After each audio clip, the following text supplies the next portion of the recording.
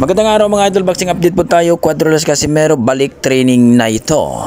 Eddie Hearn, galit na kay Naoya Inoue. Yan ang ating pag-uusapan ngayon mga idol. Pero kung bago kayo sa ating YouTube channel, baka pwede makahingi ng isang like, subscribe at pakipindot na rin ang ating notification bell mga idol para ma-update kayo sa ating bagong video na katulad. Well mga idol, alam naman natin na tapos na ang laban ni Naoya Inoue dito kay Ye Jun Kim mga idol. Isang Koreano na umabot ng 4 rounds ang kanilang laban. TKO ang inabot ng isang Koreano mga idol.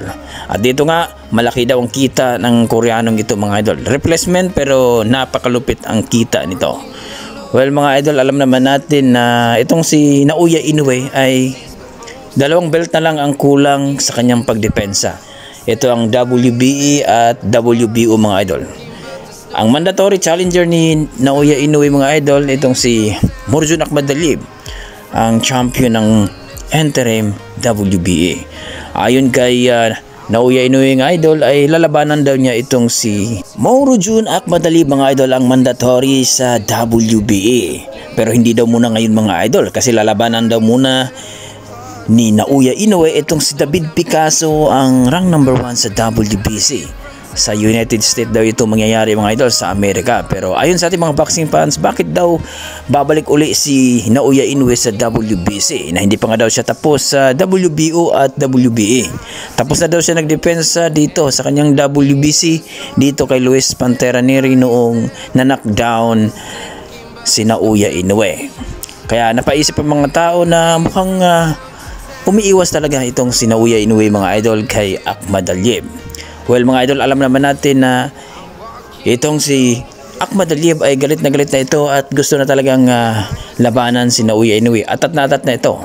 At dito nga ang kanyang promoter ay nagsalita na at sumulat na sa WBE na tanggalin na ang belt ni Naoya Inoue.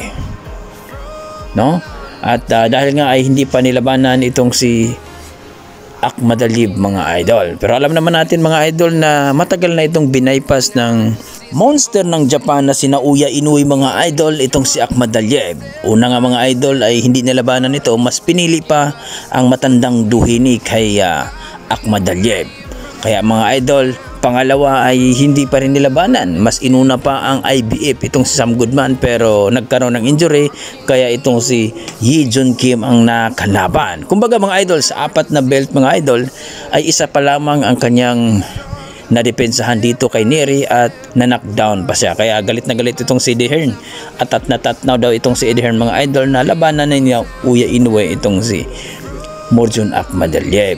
Alam naman natin mga idol na bulag at pipi itong WBA dahil malaki nga ang kubra nila dito sa WBA ni Naoya Inoue mga idol, kaya hindi nila tatanggalan itong si Naoya Inoue kahit pa ay 2 beses na itong binaypas itong si Akhmadaliev. Hindi pareho ng IBF mga idol kasi kapag ang IBF ay hindi mo nalabanan ang mandatory ay tanggalan ka kaagad ng belt. Pero ang WBA mga idol talagang kapit dito kay Naoya Inoue mga idol, which is hindi maganda pakinggan sapagkat mayroong mandatory challenger itong si Naoya Inoue pero hindi nilabanan itong si Morjun Akhmadaliev.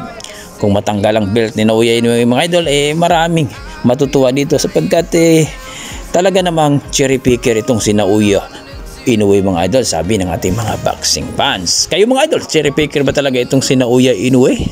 Komento mo na sa baba mga idol. Para atin na ng pag-uusapan mga idol, sa kabilang banda mga idol, Cuadrolas Janvel Casimero, ang nag-isang angas ng Pinas, ay bumalik na. Kumbaga nag-training na uli mga idol at pinakita ang kanyang light training ito dahil sa buwan daw ng Abril o Mayo ay mapapalaban ang ating pambato mga idol. Under negotiation na daw. Ika nga sa laban ni Cuadrolas Casimero. Umasa mga boxing fans mga idol ay makabalik sa lona uli ang ating pambato na si Alas sa taong ito mga idol. So kayo mga idol, ang masasabi nyo sa ating video, i-komento mo na sa baba mga idol para ating pag-usapan. Maraming salamat.